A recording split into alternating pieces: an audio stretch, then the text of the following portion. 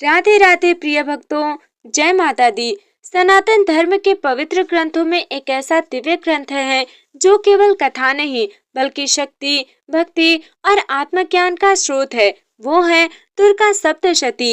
ये ग्रंथ हमें बताता है कि जब जब संसार में अधर्म बढ़ता है, जब जब अन्याय अपने चरम पर पहुंचता है, तब तब आदि शक्ति माँ भगवती विभिन्न रूपों में प्रकट होकर धर्म की रक्षा और दुष्टों का विनाश करती हैं। भक्तों, ये केवल देवताओं और असुरों के युद्ध की कथा नहीं बल्कि ये हमारे अंदर चल रहे संघर्ष की कहानी है। जहाँ एक ओर सत्य, श्रद्धा और धैर्य है, वहीं दूसरी ओर अहंकार, मोह और अज्ञान है। और इन दोनों के बीच जो शक्ति संतुलन बनाती है वही है माँ दुर्गा। भक्तों, इस कथा का महत्व है, ये हमें सिखाती है कि कोई भी संकट अस्थायी नहीं होता। ये हमें याद दिलाती है कि हर कठिनाई में एक दिव्य शक्ति हमारा साथ देती है। और ये हमें प्रेरित करती है कि हम अपने अंदर की शक्ति को पहचाने। तो आइए श्रद्धा, विश्वास और भक्ति के साथ इस दिव्य कथा का आरंभ करते, जहाँ हर अध्याय हमें अज्ञान से ज्ञान की ओर ले जाता है, भय से निर्भयता की ओर ले जाता है और सीमितता से असीम शक्ति की ओर ले जाता है। जय माता दी। चंड और मुंड के वध के बाद युद्ध भूमि का दृश्य पूरी तरह बदल चुका था। देवी का तेज चारों ओर फैल रहा था और असुरों की सेना भयभीत होकर पीछे हटने लगी थी। लेकिन ये अंत नहीं था। जब चंड और मुंड के मारे जाने का समाचार शुंभ और निशुंभ तक पहुंचा तो वे क्रोध से कांप उठे। उनका अहंकार आहत हो चुका था। उन्होंने इसे अपनी प्रतिष्ठा का प्रश्न बना लिया। शुंभ ने आदेश दिया, अब पूरी सेना एक साथ आक्रमण करेगी। देवी को किसी भी हालत में जीवित नहीं छोड़ना है। इसके बाद असंख्य राक्षस हाथियों, घोड़ों और रथों की सेना भयंकर हथियारों से लैस योद्धा युद्ध भूमि की ओर बढ़ रहे थे। देवी सिंह पर विराजमान थी। उनका चेहरा शांत था, लेकिन भीतर असीम शक्ति छिपी हुई थी। जैसे ही असुर सेना पास आई, आकाश गूंज उठा, पृथ्वी कांपने लगी। तभी एक अद्भुत घटना घटी। देवी के शरीर से तेज निकलने लगा। ये तेज अलग अलग रूपों में बदलने लगा। ब्रह्मा की शक्ति ब्रह्माणी, हाथ में कमंडल और वेद, हंस पर सवार सृजन की शक्ति का प्रतीक। विष्णु की शक्ति वैष्णवी, शंख, चक्र, गदा और पद्म, करोड़ पर सवार पालन करने वाली शक्ति। तीसरी थी शिव की शक्ति महेश्वरी, त्रिशूल और डमरू, नंदी पर सवार संहार की शक्ति लिए। कार्तिकेय की शक्ति कौमारी, भाला और शक्ति, मोर पर सवार वीरता का प्रतीक। चौथा है वराह अवतार की शक्ति वाराही देवी, सुअर अर्थात वराह का मुख, धरती को बचाने वाली शक्ति। नरसिंह की शक्ति नारसिम्ही, सिंह जैसा उग्र रूप, अधर्म का नाश करने वाली। अब युद्ध केवल देवी और असुरों के बीच नहीं था, ये शक्ति और अहंकार का टकराव था। मातृकाएं असुरों पर टूट पड़ी। हर दिशा में संघर्ष शुरू हो गया। दृश्य तलवारों की चमक, शंख और नगाड़ों की आवाज थी, असुरों की चीखें। देवी का सिंह भी असुरों को अपने नाखूनों से चीर रहा था।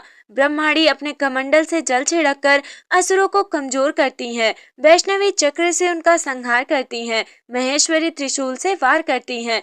हर शक्ति अपना कार्य कर रही थी। धीरे धीरे असुरों की विशाल सेना टूटने लगी। हालांकि असुरों की सेना नष्ट हो रही थी, लेकिन शुंभ और निशुंभ के पास अभी भी एक भयानक शक्ति बची थी, रक्त बीज, जिसका नाम सुनकर ही देवता भयभीत हो जाते थे। भक्तों, यह अध्याय केवल युद्ध का परिणाम नहीं, ये हमें सिखाता है एक ही शक्ति अर्थात देवी कई रूपों में कार्य करती हैं। जब संकट बड़ा हो तो भीतर की अलग अलग शक्तियां जागृत होती हैं। अहंकार कितना भी बड़ा हो, सामूहिक शक्ति के सामने टिक नहीं सकता।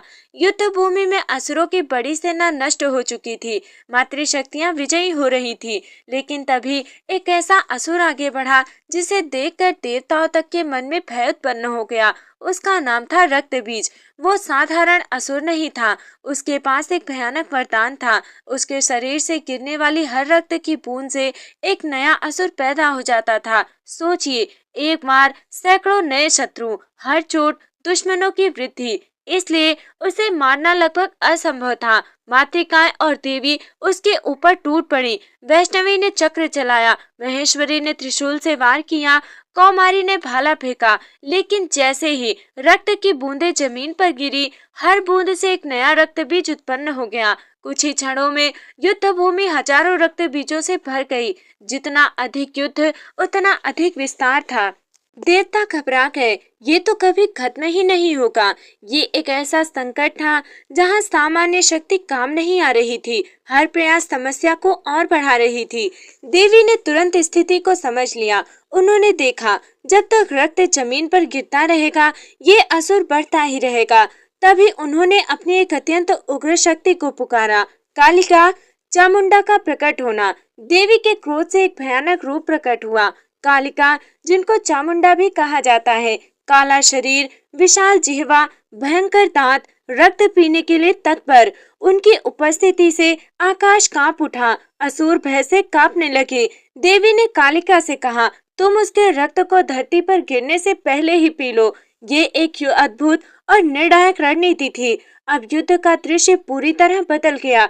जब भी देवी या अन्य शक्तियां रक्त बीज को घायल करती, कालिका तुरंत अपना मुख फैलाकर रक्तों को गिरने से पहले ही पी जाती। परिणाम क्या आता है?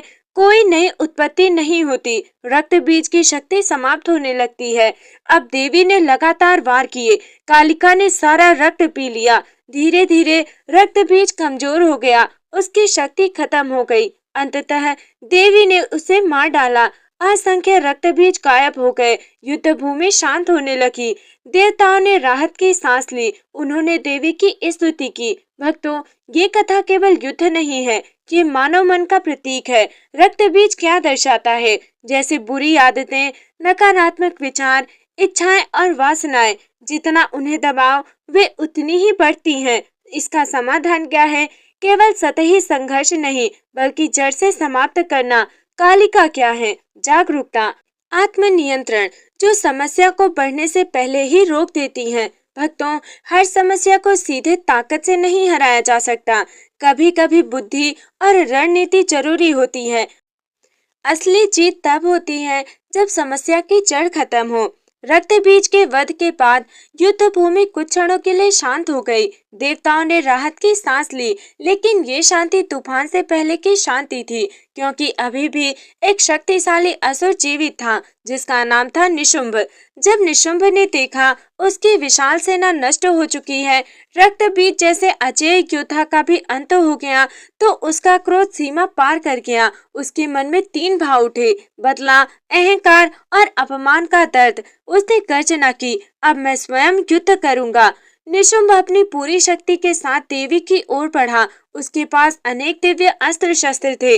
उसका शरीर तेज और शक्ति से भरा हुआ था।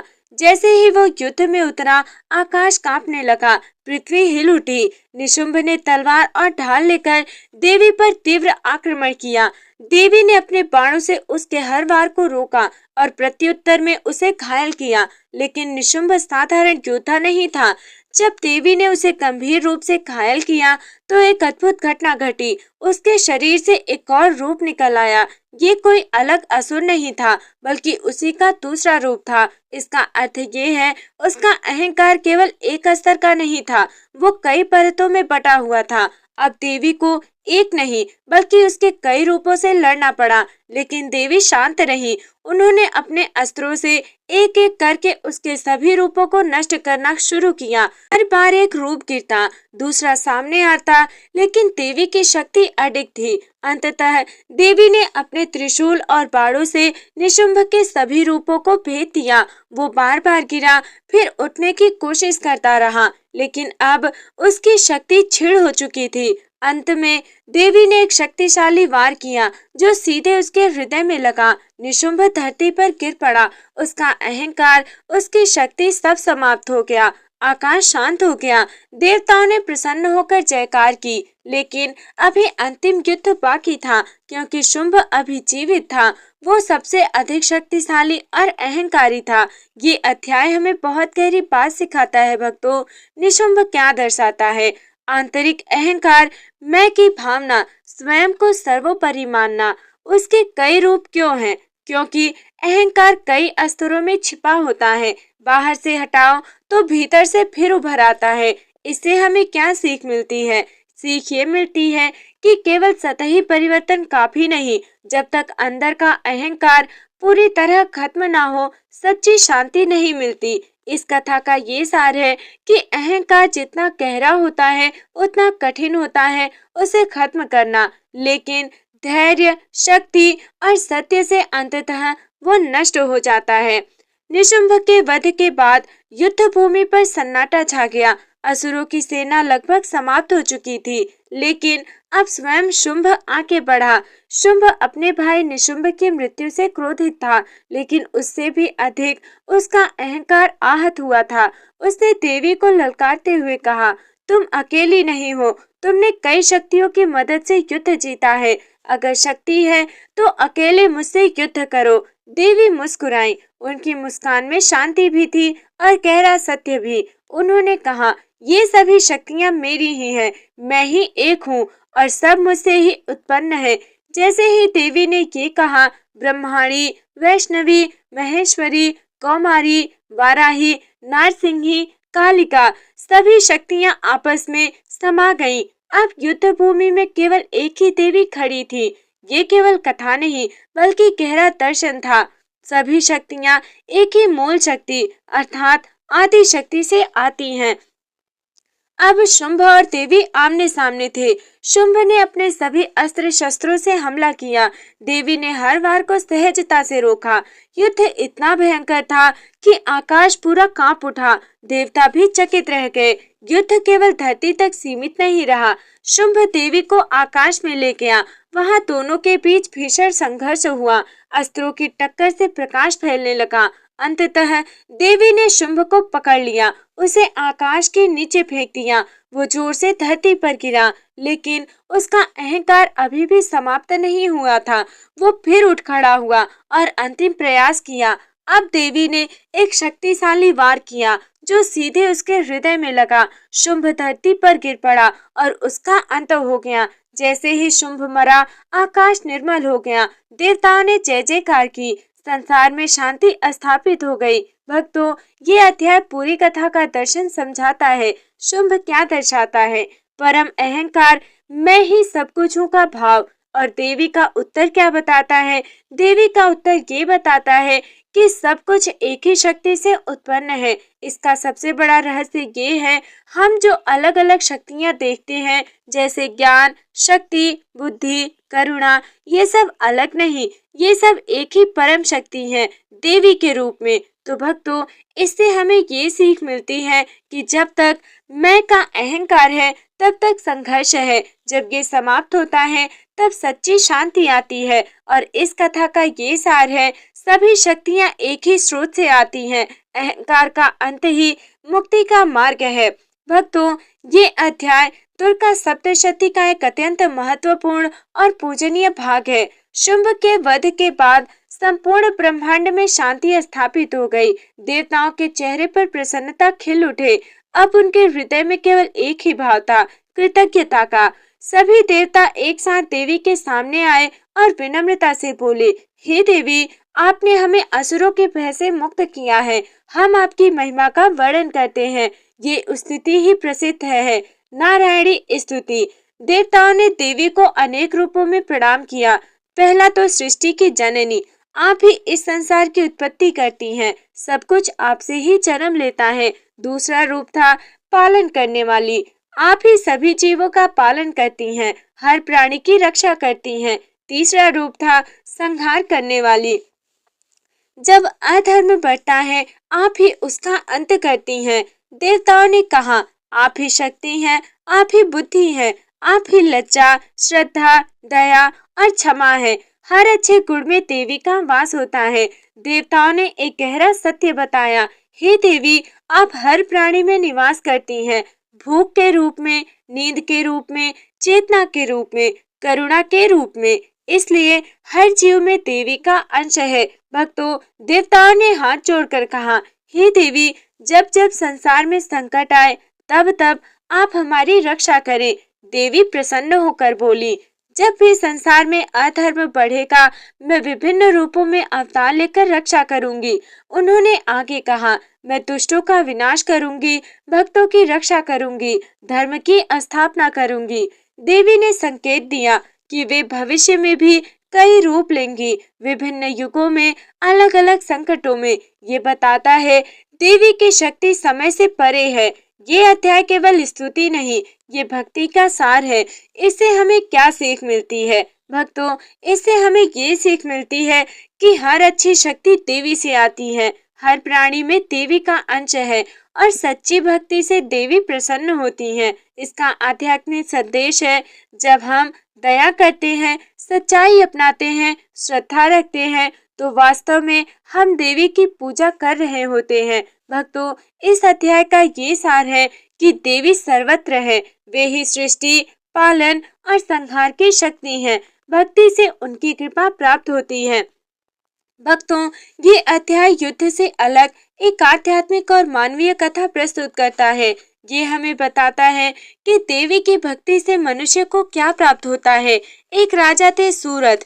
वे एक शक्तिशाली और न्यायप्रिय राजा थे, लेकिन उनके शत्रुओं ने उनका राज्य छीन लिया, उन्हें पराजित कर दिया। उसका परिणाम हुआ, वे अकेले और दुखी हो गए। उन्हें अपना राज्य, सेना और वैभव याद आता था। उसी समय एक वैश्य व्यापारी भी वहां आया। उसने अपने परिवार ने उसे धोखा दिया, धन और संपत्ति छीन ली। वो भी दुखी और निराश था।